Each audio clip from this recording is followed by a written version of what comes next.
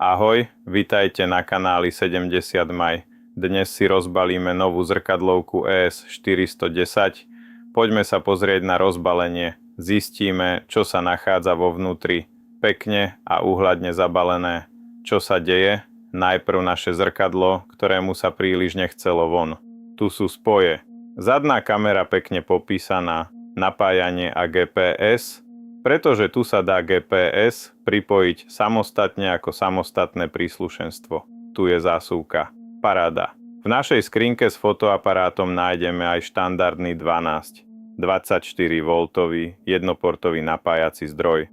V krabici nášho fotoaparátu nájdeme aj kábel USB-C, dlhý 3,5 metra, montážnu súpravu, stierku na kábel a zadnú kameru, smiešnú RC15 s káblom.